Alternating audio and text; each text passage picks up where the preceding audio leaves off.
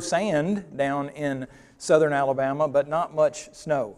Pleasure to be with you all today. It's nice to be in a nice, warm, comfy building. What a joy to sing such praises to God together. And always look forward to being back in this part of the country. It's always a blessing, too, to see you all different places, whether it's at Polishing the Pulpit or maybe at some summer camp maybe our paths have crossed at or somewhere else. So just such a joy also to see the kind of fellowship and the camaraderie there is among congregations in this area. You know, the Bible has stated for thousands of years what God did during creation. Now, we don't know everything about what went on day 1, day 2, day 3, day 4, day 5, day 6. I mean, you know, you can read Genesis chapter 1, Genesis chapter 2 in just a few minutes, and yet it spanned 6 days of creation plus a day that God rested to set the 7-day week that we have. And on day 4, God made the sun, the moon, the stars. The previous day, He made land to appear. Imagine the geological activity. You know, people who are uniformitarianists, those who interpret the past by the present and, you know, see slow geological erosion and things like that today, you know, they disregard the idea that on day 3, you know, God spoke the land into existence and made it appear up out of the watery earth. And the earth was a watery, formless void on day 1. On day 2, He made a firmament or an expanse that divided waters from waters. And on day 3, He made the land to appear. Imagine just seeing land come up out of the water. If we could have witnessed that, assuming that is what the angels witnessed, because in Job chapter 38 you can read that the morning stars, the angels, shouted and sang as they witnessed that creation. Maybe one day, if the Lord chooses to allow us to see, you know, video footage of that in heaven, I think that we would do the same thing the angels did. And then you have, you know, the flood that took place, some, 1,500 or so years later, and you had other just amazing geological activity that takes place at that time. And going back to creation, then you have on day 5, you have all of the animals that swim in the seas, whether as we define them or categorize them today as fish and as amphibians or reptiles or mammals, as we define, whales and dolphins. God just made all the sea creatures on day 5, and He made animals that fly in the air on day 5, whether they are birds or reptiles or mammals. Are there any mammals that fly in the sky? Yeah, some of the coolest flying creatures on earth are bats. If you want to study the flight of bats, and I'm not saying bats are better than birds, but I'm saying they have a very unusual and fascinating flight pattern. God made those animals on day 5. And on day 6, He made the animals that live on the land, that walk upon the land, and animals, all of those kinds of animals. Again, whether they be... See, God didn't make things according to our Linnaeus classification system of animals. Sometimes people interpret the past by the present, and they kind of try to pigeonhole even God into creating things in the way that we define them today. And sometimes that brings issues with Bible interpretation, and it's not an issue with the Bible, it's an issue with our preconceived ideas that sometimes we bring to the Bible. But as we read the Genesis account of creation, and then we compare it to modern evolutionary biological science, well, there's some major differences there, not just in the biological sciences, but in, as we talked about last night, like with cosmology. How can Big Bang Theory be true if it contradicts the chronology of creation? Big Bang Theory says that the sun was around millions and millions of years before the earth. Well, what does the Bible say? It says that God created, in the beginning, God created the heavens and the what? And the earth. And then on day 4, He spoke the lights into existence, that is the sun, the moon, which reflects light from the sun, and the stars and the heavenly bodies. He created space that was empty of those things until He made them on day 4, similar to how He made, maybe He made various, like the water on day 1 that did not have creatures swimming in it until day 5. You say, well, Eric, where'd that light come from on day 1? Well, I don't know. God doesn't tell us where, but just let me ask you this. Can God make light without having to make the sun first?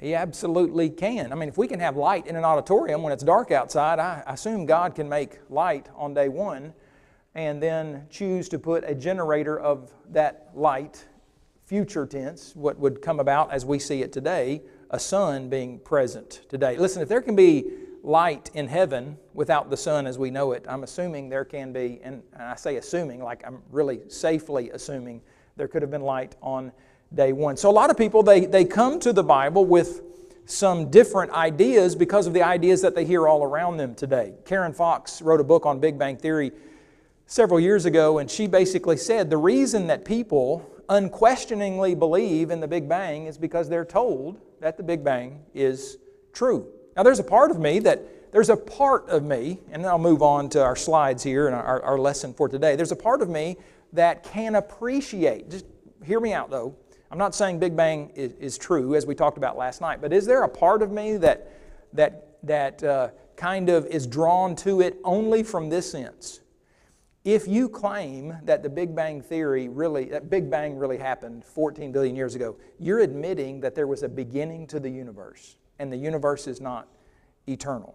So is there a part of me who understands that God spoke the universe into existence, and so there was a beginning to the universe that says, yeah, so what you're admitting over here is there was a beginning to it. So I can see why some people, even some Christians who may not know better, at least I want to give them maybe that benefit of the doubt, are kind of drawn to that. Okay, so I can believe in the Bible and science at the same time. Well, the problem is, number one, there's a lot of problems as we discussed last night with Big Bang Theory, and number two, it contradicts the Bible, like a lot of things do, even though people are constantly saying that the theory of evolution and the general theory of evolution is supposedly true. We read that quotation last night, so I'm going to move on to this one. Stephen Jay Gould, a name you probably recognize. Many of our older ones in here, parents, and maybe some of our young people.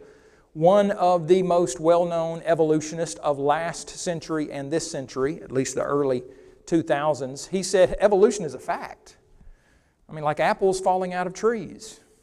I don't know how many of you have apple trees, or my dad and mom, they have a couple of pear trees right behind our house where they live. I worked in a peach orchard one summer where we also picked peaches and apples, and everyone knows that if you don't pick them fast enough, or if they rot, or if some animal gets a hold of them, they're going to fall. Or unless you're like my dad, who's going to turn 89, Lord willing, later this month. Sometimes we have a privacy fence between our 2 yards. But that doesn't stop him from getting up in a ladder in his pear tree and throwing them at me in the yard. Okay, so they don't necessarily fall out of the pear tree, but they get thrown at me. Is that how factual evolution is? He would say in his Time article in 1999, evolution is as well documented as any phenomenon in science, as strongly as the Earth's revolution around the sun. In this sense, we can call evolution a fact. Is that really the case? Or as was stated, and you see a lot of covers of magazines that state things like, evolution is true, evolution is a fact, the new reality of evolution, where we came from, where we're going. The author Thomas Hayden said, by now scientists say evolution is no longer just a theory, it's an everyday phenomenon, a fundamental fact of biology, as real as hunger and as unavoidable as death. It's easier to believe a lie you've heard 1,000 times than to accept the truth maybe you're hearing for the first time. I think there are a lot of people in this world. I didn't come up with that quote, by the way. It's been around for, I guess, hundreds of years now. But what we see and what young people hear repeatedly, and what we hear oftentimes on the news, on television, on the radio, and especially in printed literature and textbooks, is evolution is a fact. That biological evolution is a fact. Like Michael LePage wrote in New Scientist in 2008, evolution is as firmly established a scientific fact as the roundness of the earth. It's supposedly a fact. So factual that when a local school board in Georgia decided that they were going to put a textbook a sticker in the front of textbooks like this one, that says this textbook contains material on evolution. Evolution is a theory, not a fact, regarding the origin of living things. This material should be approached with an open mind, studied carefully, and critically considered. That the beloved ACLU, the American Civil Liberties Union, along with a handful of parents in that county, got together and filed a lawsuit against the Cobb County School Board because of this sticker that they put in the front of textbooks for young people. It was claimed to be unconstitutional because it says this textbook contains material on evolution. Is that true? Yeah, that was true. Evolution is a theory, not a fact, regarding the origin of living things. We talked about that last night in our point number 2. Life demands a life giver. Is anything wrong with that statement? There shouldn't be. What about this third statement? This material should be approached with an open mind, studied carefully, and critically considered. And yet this was allowed to go to trial. A federal judge refused to dismiss the lawsuit because the disclaimer, he said, could have the effect of advancing religion. And in this country where now nearly 3 out of every 10 Americans, 30% of Americans claim no religion whatsoever. It is the fastest growing religion in the country, non-religion. The non-religious, which would include atheists, agnostics, skeptics, and many other maybe kind of small groups. The federal judge said, while the disclaimer has no biblical reference, it encouraged young people. Think about this statement. Here is a federal judge saying that this sticker encourages you to consider alternatives other than evolution. Well, if evolution is true, what's wrong with considering maybe what other people say who do not believe in evolution? You know, when I read statements like this, I can't help but think there is some serious, and I don't want to overstate the case here, but among many people in many institutions that there is a serious amount of brainwashing that is going on. You know, I am a creationist. I believe that the evidence indicates that creation is true and that it does not contradict real science. But you know, we, my wife and I, maybe about 1%, homeschooled our children. And all 3 of our children learned about the theory of evolution. Was I scared for them to learn about it? No. You know, am I scared for them to hear that 2 + 2 = 5 when they see the evidence for 2 + 2 being 4? No. I'm not saying I want them to constantly be taught things that are untrue. I'm saying that in appropriate environments, if they need to learn about this error or that error. Do we sometimes have classes on religious error in churches? Yeah, well, why do we do that?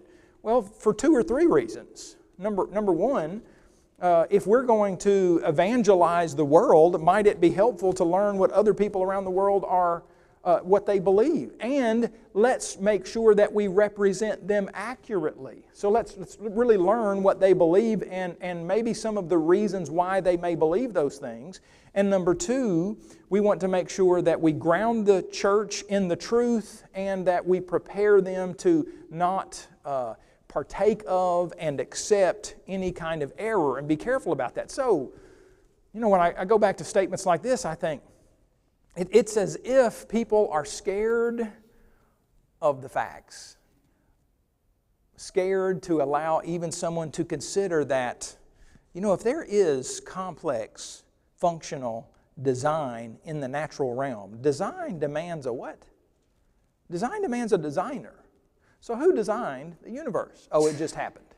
There was an explosion, as we talked about last. And we all know, do we not? Young people, don't we know that explosions oftentimes cause exquisite order? I mean, we have any 16 or 17-year-olds in here who have a car or want a car?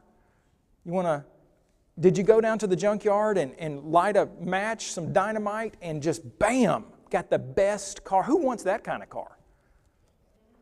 Listen, I'd rather have my 2001 Toyota Sienna, which I'm still driving with 278 nearly 1,000 miles. Give me that van any day over some dynamite that explodes in a junkyard. It's not going to give you any kind of structure. U.S. District Judge Clarence Cooper went on to say, the sticker also has the effect of implicitly bolstering alternative religious theories of origin by suggesting that evolution is a problematic theory even in the field of science. By denigrating evolution, the school board appears, supposedly that sticker that you read a moment ago is just denigrating evolution. And it appears that they are endorsing the well-known prevailing alternative theory, creationism or variations thereof, even though the sticker does not specifically reference any alternative theories. There is no mention of the Bible in that sticker, no mention of God, no mention of creation, no mention of Jesus, no biblical verses mentioned, just this has fear written all over it. Fear that people might read this and begin to think that evolution might not be all it's cracked up to be. Evolution is a theory, not even a good theory, and certainly not a fact regarding the origin of living things. As we talked about last night, biogenesis is fact. That in nature all life comes from previous life of its own kind. And we've never seen anything in nature unless there was a miracle involved, which would demand a what? A miracle worker, which would mean that there is a supernatural miracle worker, a creator of all things, but they deny the creator, but they also deny the fact that biogenesis says that you don't get the evolution of living things in nature. It doesn't happen. They believe, and think about this, atheistic evolutionists believe, and when they criticize you or me for believing in the resurrection of Jesus Christ because they've never seen anyone rise from the dead, maybe just ask them, you ever seen anything come from nothing? You ever seen life come from non-life? You ever seen complex functional design come from non-design? You ever seen intelligence come from non-intelligence? You ever seen morality come from that which is not moral? I mean, amoral, like doesn't exist. Like you turn to a rat for morality. That's where we supposedly came from. And we get criticized for believing. You remember we talked about Stephen Hawking, Dr. Stephen Hawking last night when he was on that Curiosity Discovery Channel television show. And he says that, the universe spontaneously was created in a Big Bang, and then he had testified or admitted that the Big Bang came from nothing. In that same video, he said, in explaining what happened 14 billion years ago, according to him, he said that is exactly what happened 14 billion years ago. It baffles my mind, and it is quite frustrating to think that there are people who will eat up, that that happened not 14,000 years ago, not 14 million years ago, not 140 million years ago, not 1.4 billion years, but 14 billion years ago, a man on television says that's exactly what happened. But you dumb Christians, y'all are ridiculous for thinking that Jesus lived, died, and rose from the dead 2,000 years ago, for which there is a mountain of evidence. It's just not the subject matter that I'm teaching this weekend.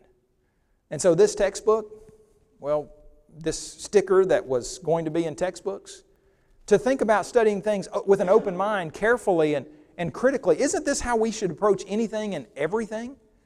I mean, you want to be an architect? Well, you better study things carefully, critically, and with an open mind. I mean, you don't want bridges collapsing, do you? Especially ones that you were supposed to design. You don't want buildings collapsing, do you? If you're an engineer, do you want a car functioning the way that it was designed to function? If you are the designer, you certainly hope so. So if you're a math student, if you're a science student, if you are learning anything, we want to study things carefully, critically, and with an open. When it comes to Bible study, we do not go to God's Word saying, I know everything it says already, and so I just want to find what I already believe. We need to be careful about that kind of Bible study. We need to open up God's Word and say, God, teach me what you want me to know. Help me to stand on your truths regardless of the consequences. This is a sad sticker that was actually declared unconstitutional. So what is all this proof for evolution? Well, I brought this book with me that's been used in all over the country. It was at one time. This particular book came from Graves County, Kentucky. several years ago. The same page layout was used in other textbooks that were just larger. This was for middle schoolers, probably a 9-week unit study. What kind of evidence is in here in this right at about a 100-page textbook? Look, listen, if you ask me to write about creation, and I only have 100 pages, which we have a number of books on that subject at Apologetics Press, that's not a lot of space to write about everything we want to write about creation. Plus, this book is full of all sorts of pictures. All sorts of pictures. So it's a lot less than 100 pages. And you would think they would put the very best information in here. You're on 100 pages of text that you're going to teach, 13, 14, and 15-year-olds. Where's the proof of evolution? Well, let me give you a sample of these proofs as we get into the heart of this and then take our break before our classes that I know will be great for all of us. These things are called English peppered moths. And according to the textbooks, and I'll just read directly from this if you don't mind, this is the story that they tell. In the 1850s, most of the peppered moths near Manchester, England were gray in color. Only a few black moths existed. Because the gray moths were almost the same color as the tree trunks on which they lived, they were nearly invisible to the birds that hunted them for food. And so the story goes, well, the lighter colored moths made up 95% of the English peppered moth population before the Industrial Revolution. The darker colored moths only 5% because supposedly the tree trunks on which they lived, that they were lighter in color, and so the birds could see the darker moths more easily and they ate them from the tree trunks. Okay. As more factories were built in the area, soot from the chimneys blackened the tree trunks. The gray moths could now be seen against the tree trunks. The few surviving black moths, however, now blended in with the tree trunks. As a result, they survived more and more, while the lighter colored moths were eaten more and more by the birds. This has been in textbooks for decades. I mean, listen, I'm getting close to 50 years old. I was born in 1975. So we're talking, here's a 1978 textbook page with these same basic kinds of images. Dr. Kettlewell of Oxford, United Kingdom, introduced the English peppered moth story back in 1955 as evidence of evolution by way of natural selection. So, I mean, think about this. If this story is true the way they tell it, does it really prove anything? When we think of nature selecting things, creationists and Scripture doesn't really have any problem with that. In terms of if you have a bunch of four-legged gazelles and then there's a three-legged gazelle, which one is the lion going to select, generally speaking, and catch more easily? Well, the three-legged gazelle. And so if that three-legged gazelle had three legs because of some mutation, then that mutated gazelle is possibly not going to pass on its mutation. And so you have nature selecting the stronger and eating, you might say, the weaker. Is there a problem with that idea, really? I mean, we see this regularly. Since then, since 1955, this story has appeared in many biology texts as evidence of evolution. The problem with the story, number one, is that these moths do not live or rest on tree trunks normally. And yet, did you see how many times I kind of read and emphasized that in these two paragraphs, part of two paragraphs that I read? Not that people don't see these, generally speaking, resting on tree trunks, and haven't hardly at all in the last 70 years. Kettlewell actually glued two dead moths on a tree trunk to take his now famous photographs. And since then, it has appeared in many biology texts as evidence of evolution. Furthermore, Dr. Kettlewell's results have not been replicated. What should happen to science experiments when you come up with some kind of conclusion and then report? You have results and then you conclude this and you report what you have found, and there are scientists all over the world who performed the same experiments and did not come up with the same results you had. Well, your experiment is going to be seen as invalid. It must be duplicated or replicated. His hasn't, and yet it's still been in textbooks as like a story. Now, again, even if the story was true, what would it actually prove? Like, Okay. You had a shift in the English peppered moth population. Okay, how does that prove that we came from ape-like creatures millions of years ago, or that they came from rodents millions of years earlier, or that they came from fish millions of years before that? There's no proof of that. So why is it in the textbooks? There was a Canadian textbook writer a few years ago by the name of Bob Ritter who was asked about this. You can actually read about this in Jonathan Wells' book, Icons of Evolution. And he stated this. He said, well, you have to look at the audience. How convoluted do you want to make it for the first-time learner? So young people, what he's saying to you is, about you, is that this is kind of a complicated subject. We have to make it simple for young people. So we're basically going to show them these visual examples. You see, the advantage of this example of natural selection is that it is extremely visual. Well, who gives a hoot if it's visual if it's not true? You know, how are we going to accept teaching and preaching that's real visual but untrue? But boy, he can sure entertain a crowd. He can tell, he can, boy, just make you visualize. I'm not saying there's anything wrong with giving illustrations and telling a good, appropriate story. Jesus was the master storyteller as He told amazing parables throughout His ministry. But if you're telling stories for the sake of just entertaining and how, wow, you can really, but it's not, the whole point you're getting across is not true, what's the point of that? Is that not just a lie? He said we want to get across the idea of selective adaptation or natural selection. Later on, high school students, can look at the work critically. Number one, natural selection or selective adaptation is not contradictory to creation, and creation is not contradictory to that necessarily. And I've not met any creationist who deny that three-legged gazelles oftentimes get eaten more easily by hungry lions.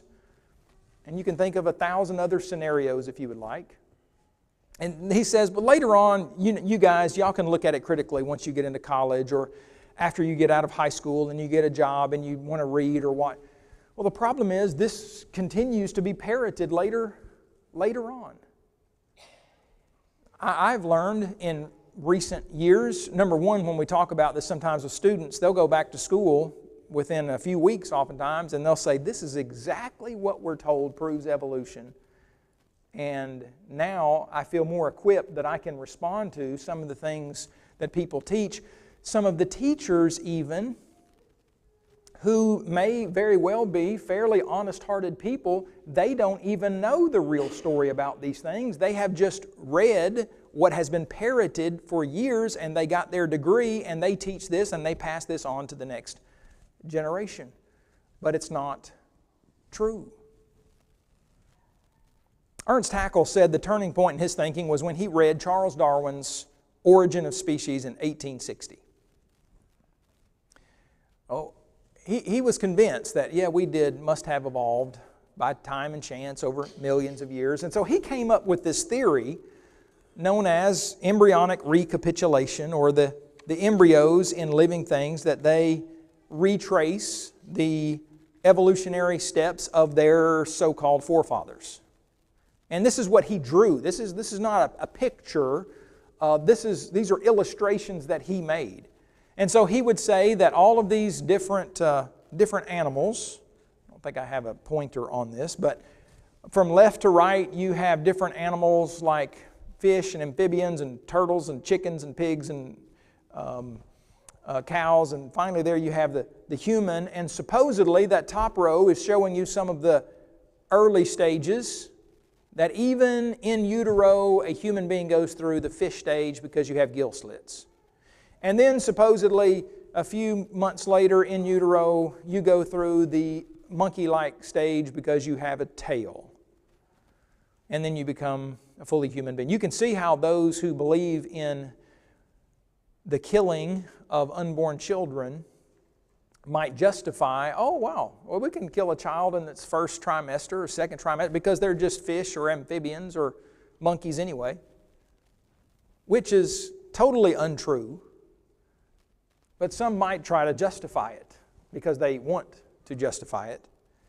See, this is a story that Ernst Haeckel was telling years ago. In fact, it's still told today. If you see on page 54 of this textbook, you can see a similar illustration here. Still today, this stuff is told.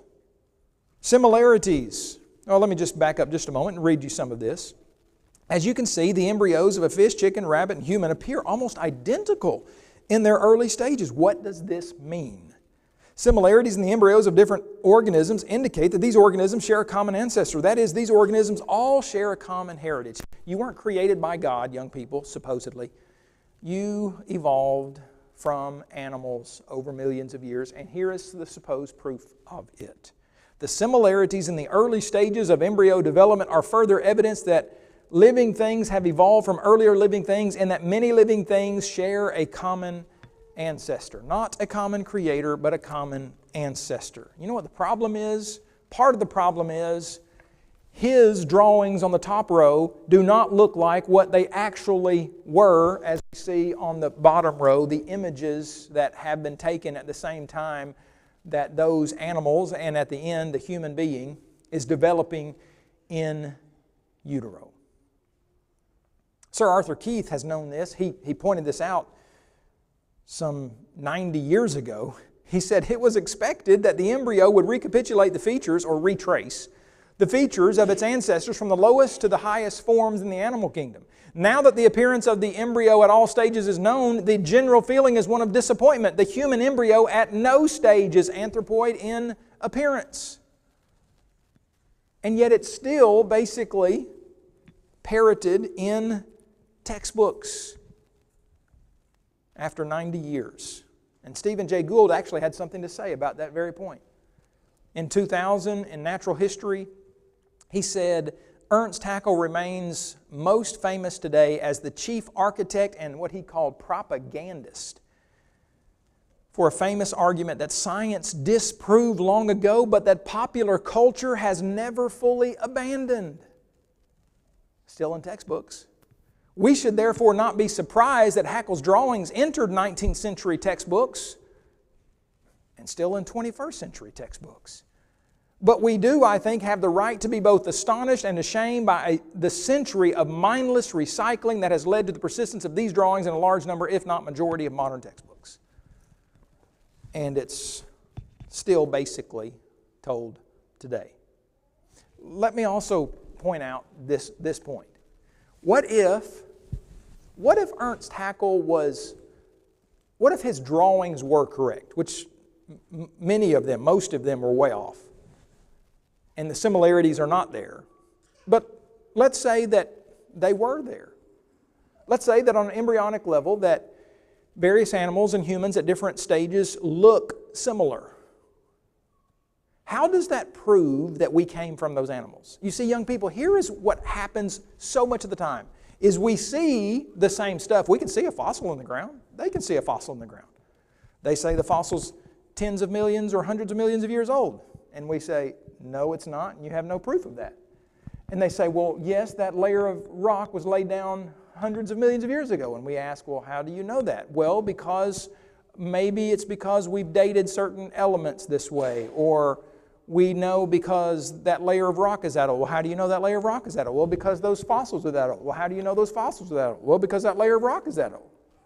What does that sound like to you? Well, we've got these dating methods. Well, dating methods that are all based on assumptions. Was anyone there when those rocks were laid down? I mean, are they still alive today to tell us, how they calculated their age? No. They're based on a number of things, but oftentimes it is the breakdown of one element into another element over a period of time. And they say, well, that period of time is a long period of time. To which we respond, well, how do you know how much of that element was in there to begin with? Or how much of the element that it breaks down to was in there to begin with? And they say, well, we can't really know for sure, but we just assume. See, there you go. You assume it. And how do you know that the rate of decay has always been the same? Well, we just assume the rate of decay in millions of years ago, according to their timeline, is the same as it is today. Well, how can you assign? How do you know that those elements in that rock haven't been affected by outside sources, like rain and water and wind and other things? Well, we just assume that it hasn't been. You can't prove these things, and so we oftentimes see the same stuff, but there's no actual proof. It's a story that they tell. Their similarities. If a creator, i.e. God, chose to create a number of living things on this planet that look similar at certain times in stages of embryonic development, does He have the right to do that if He wanted to? Does that prove that we came from snails or fish or whatever, millions of... No. You see, I mention that because on the previous page of this textbook, you have this extremely well-known alleged proof of evolution. Similarities of the human and various animals. The human arm and hand. Oh, well, it's similar to the bat wing. You know, the bat's wing is really cool because different than a lot of birds. It's like most of the wing is basically kind of these fingers in the hand of the bat that's covered in this membranous material that's just really cool. And they say, well, the bat has a hand, we have a hand, we must have come from the same, creature millions of years ago. And have you seen the flipper of the whale? Have you seen your dog's leg and paw lately?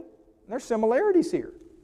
And so this is what they say. Look closely at the structure of the bones in the bat's wing, the dog's foreleg, the whale's fin, the human's arm.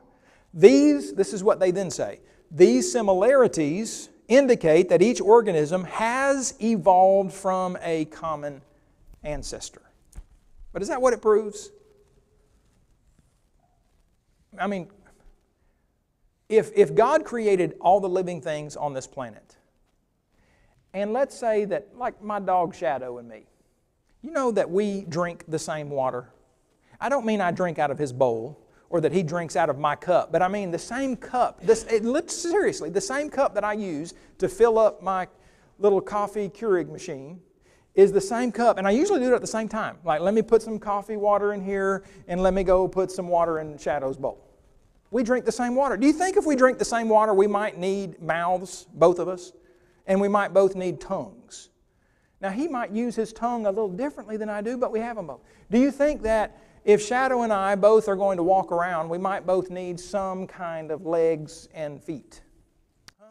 So you think there might be some anatomical similarities? If we both need to breathe, is it possible that we might have some similar structures to breathe the purchased air in our house? What do you mean purchased air? Well, do you have an AC unit? Because it gets hot down in Alabama. And we have bought air, we call it sometimes. Or, warm air in the wintertime. And he's a house dog. He doesn't want to be outside too long. He is old, and he's getting a little different in his old age. And so I think he thinks he's more, we put him around dogs sometimes, and he would just rather be around humans. There's similarities there. And so there are similarities between animals and humans, but that doesn't mean there's no proof that we came from animals. It's a story that evolutionists tell because they refuse to have God in their knowledge. By the way, let me just back up for a moment and say this. I am convinced that not only is there no proof of evolution, and I'm trying to remember exactly what time I need to stop here. I have my schedule, so let me just look at it. All right. Have maybe a few more minutes here before our break. I'm convinced that the similarities that certain animals have with humans, I'm not saying this is the total reason. Number one, I believe that the reason is structural in that why did God need to make every animal, if He created all the different animals on days 5 and 6 of creation and humans on day 6, why did He need to come up with totally different designs if we all live on the same planet, breathe the same air, drink the same water, walk on the same land, eat the same kinds of food? Do you eat lettuce? Well, so do certain herbivores. Okay, do you eat meat? Yes, and so do carnivores, and so do omnivores. And so do they need digestive systems like we do? Sure. So you didn't have God just saying, well, I can't let humans, come up with this crazy evolutionary idea. They would have come up with it anyway, most likely, by the way. So we just have to make everything totally different. That may have looked quite strange, by the way. But let me tell you another reason why I think it makes perfect sense why there would be similarities between a number of animals and humans that I believe is an example of God's mercy and compassion for His human creation that He made in His image. to subdue the earth and have dominion over the earth, to take care of the earth, I'm not suggesting that our main purpose here on this planet is to make sure that everything physical, works out, because we're here for a spiritual reason, number one. We're here to prepare ourselves and to help others prepare themselves for the afterlife, so that we can choose which part of the afterlife we want to be in. That's our main purpose here on this planet. But in doing so, do we also want to be good stewards of what God has given us? Sure, be good stewards. God in His mercy, I don't know if you know where I'm going with this, but He made animals similar to, in structure at times, similar to human beings. So much so that when I was down in Texas a few months ago, I had a man come up to me, and if I recall the conversation, it went something like this. We had talked about how some people who have heart problems and need a valve replaced in their heart, you know where they get that valve? From pigs. If there were no similarities between pigs and humans, humans couldn't get that valve from pigs. It wouldn't work. Are you thankful that, if it was your heart, if it was a family member of yours, would you be thankful for that? That gentleman then proceeded to tell me, and I had not heard this before, he said, I have a family member who actually it was either bladder cancer or something wrong with their bladder, that they also got a bladder from a pig. Thought that was that couldn't happen if there weren't any similarities between us and various. Now, does that mean we came from animals? No, there's no proof of that. It's a story that is told. But am I thankful for that? Am I thankful that the medication that my dad is on, various kinds of medication, that it was tested not on humans first, but on mice, on animals, and then continued to be tested, hopefully carefully and critically, as we noted earlier, critically, and then eventually might be beneficial to humans. It could very well be that the colon cancer that my dad had many years ago, where they took out about 18 inches of his colon, if I remember correctly, and other kinds of things he's had done and medications that he's been on through the years, he may not have lived to be 88 or 89 years old if it were not for that kind of... Do you think the first time they ever did any kind of research on a colon and the effects of this or that, it was on a human being? Or could it be that they eventually worked up to humans after they have learned so much about these kinds of things from animals and from cadavers? When I tore my anterior cruciate ligament in my left knee, I tore both of them when I was in high school. I loved to play the game of basketball. And my junior year, I tore my left knee, tore it up 6 or 7 games into the season. My right knee, I was in a scrimmage game a week before the season started and tore it and went to the doctor the first time, Dr. Mowerman in Tulsa, Oklahoma. And, I didn't know, I probably had never heard of an anterior cruciate ligament. I didn't know what it was. And he said, you torn it. And he said, we need to do surgery. And my dad was there with me, and he could see that I was pretty torn up. I really enjoyed playing sports growing up. And he said, Doctor, can you take my anterior cruciate ligament and give it to him? I looked at my dad and I was like, I don't know if I want yours. No offense, but let me see what else. What are these other options? His was, I don't know, maybe about 60 years old or something by that point. So I was like, let me see what my other options are. He said, well, we can take a part of your patella tendon, like cut a third of it out. That sounds painful. And then we're going to screw it where your anterior cruciate ligament is. I don't know. He said, well, we could take a part of another area in your leg and slice it and make it like, he said, but we could also take it from, if I recall how the conversation went, from a tendon from a goat. I said, nah, I don't think I want that. We went with the patella tendon route. But see, he would have never offered those kinds of possibilities were there no similarities between animals and humans. But here's the main point I'm trying to get across with this particular slide, is that in no way do those similarities prove that we came from animals. And they haven't proven from the fossil record that the modern horse came from some kind of dog-like creature millions of years earlier. Not that that one looks like a dog, but before that, they would say that that animal had evolved from more of a dog-like creature. George Gaylord Simpson said, the uniform continuous transformation of Hyracotherium into Equus, the horse that supposedly evolved into the modern Equus, or horse today, so dear to the hearts of generations of textbook writers, never happened in nature. It's not like there's some kind of arrow in the fossil record that says this animal came from this animal that came from this animal.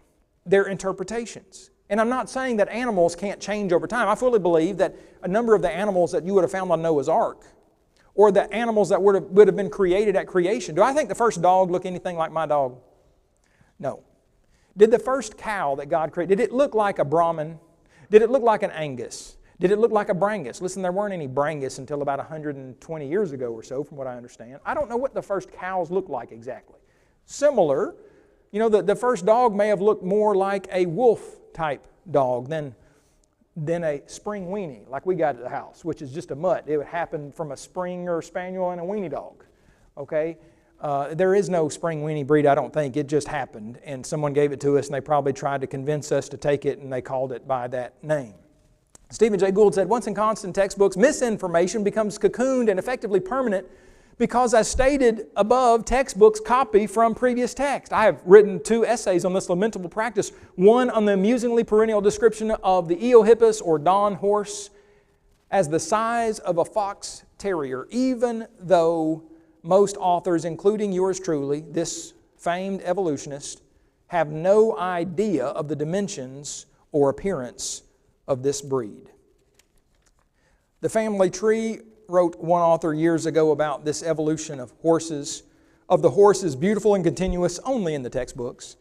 In the reality provided by the results of research, it is put together from 3 parts, of which only the last can be described as horses. And so what you've seen in a lot of more modern science textbooks is not so much, and some of the older ones here today probably remember seeing some of these paintings or drawings of horse evolution. Again, that's not to say that there's not a lot of differences among the horse kind. Are there really big horses? Y'all know something about that here in the St. Louis area, don't you? Is that where some of the big horses I've seen on television come from? I'm not saying they originated here, but you know what I mean.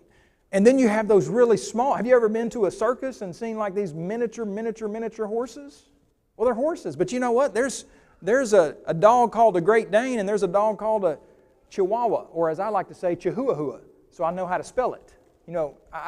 Some words, they don't sound anything like they're spelled. And so in my mind, I'm thinking it's Chihuahua, but I'll try to remember to say Chihuahua. It's kind of like quesadilla. We call it quesadilla at my house, or so we kind of know how to say it, or spell it anyway. Isn't that how Napoleon Dynamite said it, quesadilla? I don't know. But people have learned that it's kind of foolish to believe in horse evolution in terms of the great-great-great-great-granddaddy really being a dog-like creature. And so they've gotten away from that in a lot of textbooks, and now they show pictures of the evolution of camels, alleged evolution of camels. And here it is. I mean, it covers, and this is what happens so often, young people, is they'll show a big picture, a big drawing on a page, and then they'll say, this is all the text they have. Living things have evolved or changed over time. The diagram shows the fossil record of the past 65 million years in the evolution of the camel. How are modern camels similar to their ancestors? How are they different? That's it. Nothing else. And so you're left with thinking, I guess camels evolved over millions of years. When all they've done is shown you some drawings. The bottom one looks like a dog that you might have at your house. What proof is it that this animal came from this animal? There is no proof. It is the story. It is the story that they tell. And then I want to close with this. Alleged human evolution. So I'm reading from page 78 of this textbook. There is no doubt among scientists that humans evolved from common ancestors they share with other living primates. Scientists also know that the human species evolved in Africa and then spread around the earth. Well, what is the evidence for this? What's the evidence?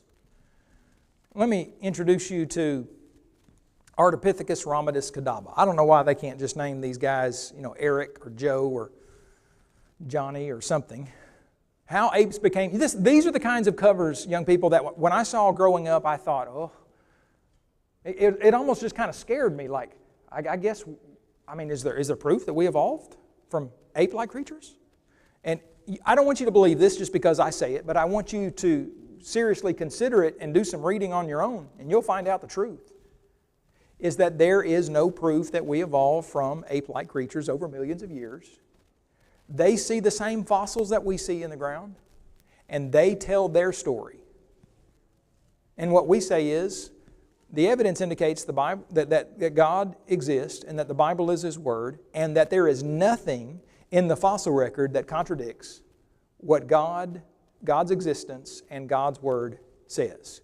Well, Eric, doesn't this... I mean, they said that a new discovery tells scientists about how our oldest ancestors stood on two legs and made an evolutionary leap. I mean, look at him. Is this not Bigfoot or Sasquatch or something that we came from? Where's the evidence for all this? Well, let me just show you what the evidence is. This is what they said in the article. I mean, you have to read through it and wade through the article to find out. In all, the team eventually found 11 specimens, fossil specimens, from at least 5 different individuals, they said, in a cluster of sites. There's your evidence for those drawings. 11 fossil specimens from at least 5 different individuals, they would say, in a cluster of sites.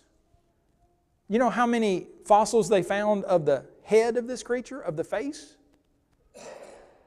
1.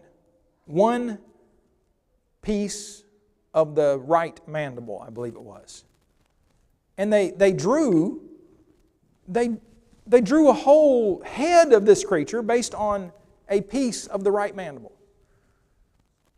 And then, you want to know why they know it walked upright? Because of the 52 bones in your feet, they found 1. This toe bone, they said, proves the creature walked on 2 legs, and so was on its way to becoming from ape-like creature to human. 1 toe bone. And they admitted not only is it, the toe bone, separated in time by several 100,000 years from some of these other fossils. Not that I agree with those dates, of course, but that's what they say. But it was also found some 10 miles away from the rest. You see, a lot of people don't read the articles. They just find a bone over here and find a bone over there. And I'm not saying that there's not a lot more to this than maybe I can appreciate. And what I mean is, I'm not a paleontologist, okay? I'm not an archaeologist. Is there terminology they use? Is there expertise that they have that I should respect? Sure. But do I respect them coming to these kinds of conclusions based on their mere wanting to believe in human evolution? No, I don't respect that at all. And I don't believe what they teach because I'm reading what they write. One of my friends was a former school teacher, and he sent me this one day, this current science issue, How Apes, or Could Apes Rule? And on page, he said, Eric, you're going to want to see this. This is what my kids were reading today. On page 12, earliest human ancestor found? Question mark. Let me just read this to you. New found species that lived in the forest of Africa 5.8 million years ago.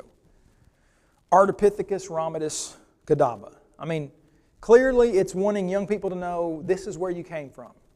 You weren't created by God. Adam and Eve were not the first 2 human beings. Don't believe that old story because Ardipithecus rhamidus cadaba. Working from the bones and teeth of cadaba, the illustrator has sketched a portrait of a creature that stood about, let me back up here, that stood about 1.2 meters tall, 4 feet. The height of a modern chimpanzee. Oh, it was the height of a chimpanzee. Okay. Kadaba's brain was the size of a chimp's too. So it was the height of a chimp, and its brain was the size of a chimp. And its body was similarly proportioned, like that of a chimp. It stood as tall as a chimp, its brain was the size of a chimp, and it was proportioned like that of a chimp. But listen closely. Unlike chimps, Kadaba was probably bipedal, walked upright. It walked upright much of the time. And how do you know that? Well, because they found one toe bone, separated in time, they say, by thousands of years, hundreds of thousands of years, 10 miles away from the rest, and there you go, on its way to becoming human. Jerry Adler said this in Newsweek years ago. He said, the more scientists have searched for the transitional forms between species, the more they have been frustrated. Evidence from fossils now points overwhelmingly away from the classical Darwinism, which most Americans learned in high school and are still learning, that new species evolve out of existing ones by the gradual accumulation of changes. That's not what the evidence is showing. And evolutionist Mark Ridley said this around that same time in New Scientist magazine. He said, in any case, no real evolutionist. How many times have you ever heard this? No real evolutionist, whether gradualist or punctuationist, uses the fossil record as evidence in favor of the theory of evolution as opposed to special creation. And yet, the poster children of evolution have been these supposed ape-like creatures, dinosaurs, and many other things. Dinosaurs that supposedly evolved into birds that you can eat at, Kentucky Fried Chicken if you want to. That's what came along millions of years after dinosaurs, supposedly. Most people have no earthly idea. They think of the fossil record as being an icon of evolution, that there are all these missing links. No, they're still missing. They're missing, get this, they're missing, and it's so well known that they're missing, that they're not there, that many evolutionists became what is known as punctuationists. What does that have to do with evolution? Well, these individuals realized there's no evidence of the general theory of evolution within the fossil record. So they thought, well, I guess the evolution happened at different times so fast that there's no evidence left of it in the fossil record. Instead of thinking, maybe they never evolved into all of these different things that your fairy tale-like Disney movie theory of a princess kissing a frog and it turning into a human being, that never happened. God is good, God is real, and His Word is true, and it will truly guide us in the right ways. Will you bow with me, please? Dear Father, thank you for this time together. Thank you for all these precious young people who are here today and their parents and role models who are here. Please help us to help teach our own children, family members, friends, young people in the church and also out of the church. Help us to reach the lost world around us. Father, we hurt and we're saddened to think about billions of people and hundreds of millions of precious young people growing up in homes and in schools where they're taught these godless theories that are not bringing them closer to you in a knowledge of the truth. Help us as individual people, as Christians, as churches, to reach out to, in this country, sadly, an increasingly unbelieving nation of people who need to return to the fundamental truths of Christianity. We're so thankful that you have allowed us to learn about these truths in your Word and through a study of your world. Help us to be the light that brings glory to you and honor to you as we seek to help not only those who are already saved, but especially a lost and dying world. It's in Jesus'